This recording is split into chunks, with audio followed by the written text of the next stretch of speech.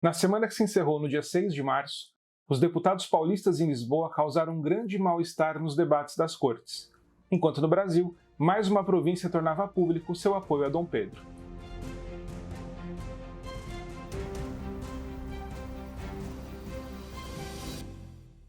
Meu nome é Alfredo de Oliveira Júnior, professor de História, e este canal está acompanhando os principais eventos que levaram à independência do Brasil, semana a semana, 200 anos depois.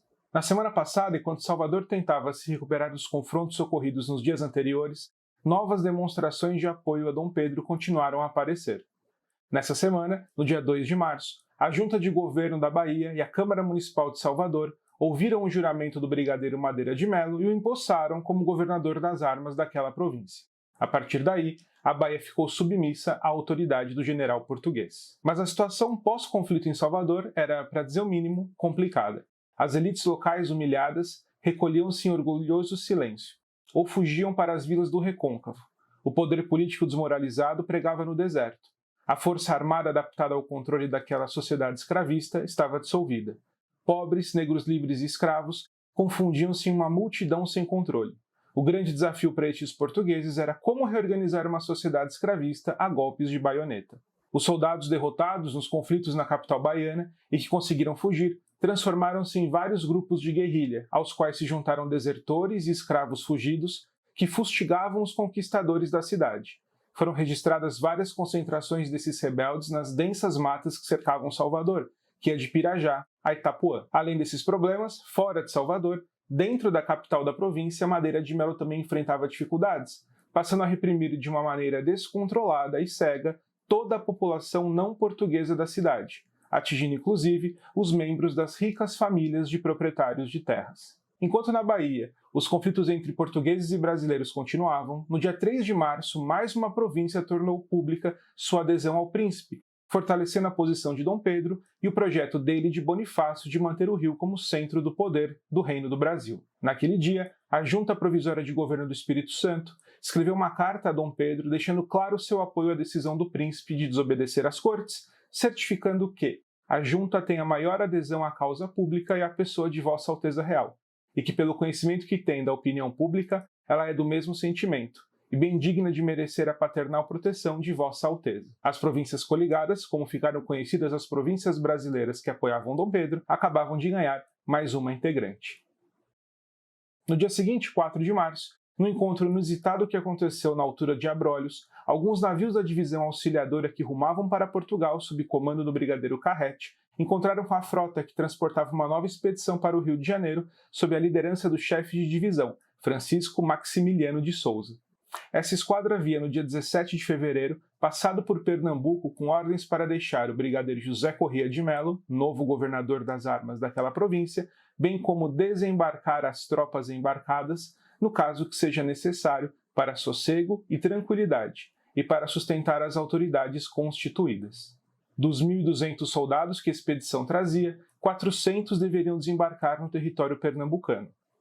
Mas, naquele mesmo dia, 17 de fevereiro, a Junta de Governo pernambucana respondeu, afirmando que julgamos Vossa Senhoria dispensado de fazer desembarcar as tropas, mormente quando observamos o povo da província que tantas vezes tem sido escandalizado por tropas de fora, alvoroçado e com receio do desembarque de novas tropas. Se tentássemos permitir tal desembarque, comprometeríamos a tranquilidade pública e talvez surtissem efeitos de nenhuma sorte agradáveis. O brigadeiro José Corrêa de Melo desembarcou, assumindo a posição de governador das armas de Pernambuco, mas os 400 soldados permaneceram nos navios transporte, seguindo viagem com o restante das tropas embarcadas para o Rio de Janeiro. E foi no meio dessa viagem, em direção ao Rio, que a esquadra comandada por Francisco Maximiliano de Souza se encontrou com alguns dos navios da divisão auxiliadora, chefiados pelo brigadeiro Carrete. Carrete e outros oficiais foram a bordo do navio Dom João VI, onde informaram a Maximiliano de Souza tudo o que havia ocorrido no Rio de Janeiro, desde o fico até a expulsão da divisão auxiliadora, prevendo que a tropa que ele trazia não desembarcava no Rio de Janeiro. Mesmo de posse dessa informação, Maximiliano de Souza se despediu de Carrete e dos demais oficiais da divisão e seguiu viagem para o Rio, até porque ele tinha uma ordem e nada nem ninguém o impediria de cumpri-la.